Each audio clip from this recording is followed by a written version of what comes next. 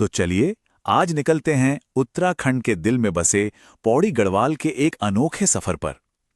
ये एक ऐसी जगह है जहां के पहाड़ सिर्फ पत्थर नहीं हैं, बल्कि गुजरे हुए जमाने की कहानियां सुनाते हैं। कभी सोचा है कि कोई सफर आपको सिर्फ खूबसूरत वादियों में ही नहीं बल्कि सदियों पुराने साम्राज्यों और उनकी जीती जागती विरासत तक पहुंचा दे?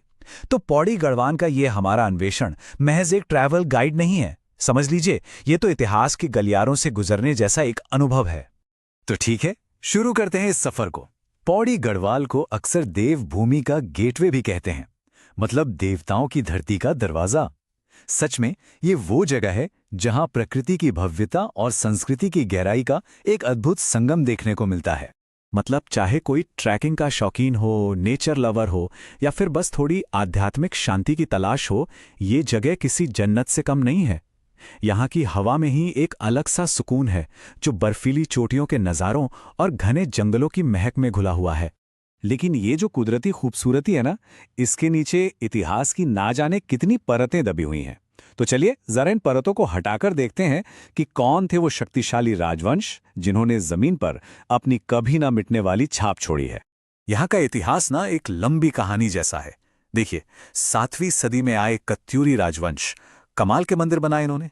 फिर 14वीं सदी तक आते आते गढ़वाल साम्राज्य ने इस पूरे इलाके को किलों से और मजबूत कर दिया।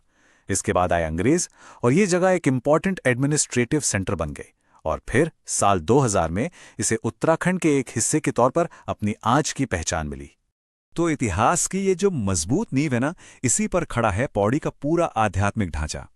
अब हम निकलेंगे एक ऐसे रास्ते पर जहां इतिहास और आस्था साथ साथ चलते हैं, मतलब यहां के सबसे पुराने और पवित्र मंदिरों की ओर। और इस रास्ते पर जो सबसे चमकीला हीरा है वो है क्युंकालेश्वर महादेव मंदिर। अरे, ये सिर्फ एक मंदिर नहीं है, ये तो हमारी प्राचीन भारतीय वास्तुकला का एक जीता जागता सबूत है। याद है हमने कत्यूरी राजवंश की बात की थी? हाँ, तो ये मंदिर उन्हीं की देन है। सोचिए, 8वीं सदी में बनाया गया था।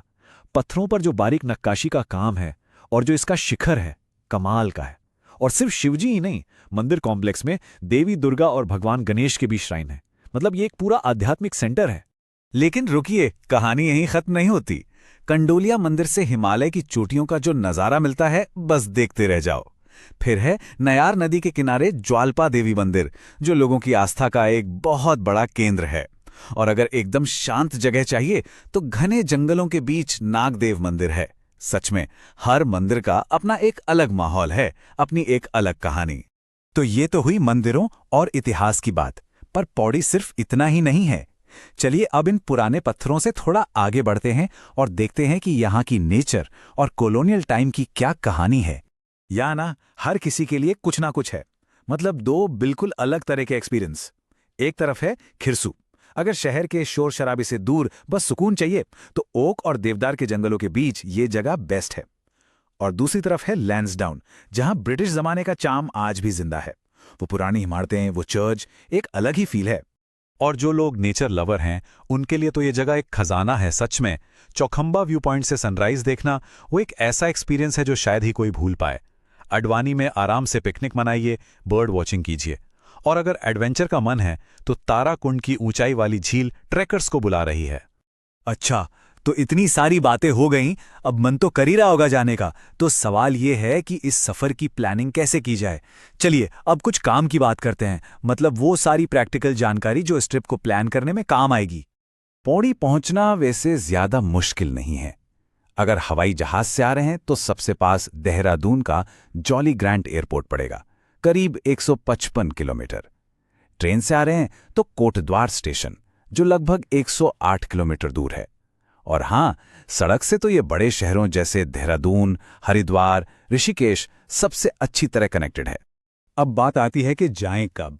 तो देखिए, यहाँ घूमने का सबसे बढ़िया टाइम है मार्च से जून के बीच, और फिर मॉनसून के बाद सितंबर से नवंबर तक।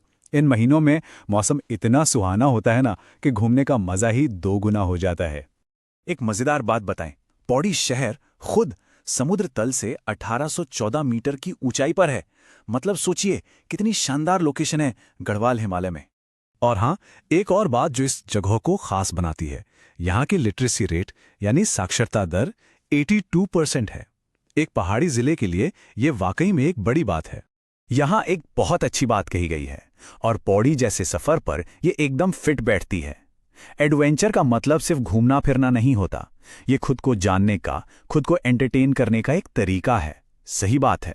तो अब सवाल ये है कि पौड़ी गढ़वाल की इस शानदार हिस्टोरिकल किताब का कौन सा चैप्टर सबसे पहले खोला जाए? कत्यूरी राजवंश का आर्किटेक्चर, या गढ़वाल साम्राज्य के मजबूत किले, या फिर ब्रिटिश राज का वो पुराना चार्म? सोचिएगा जरूर कि इस कहानी में आपकी एंट्री कहां से होगी।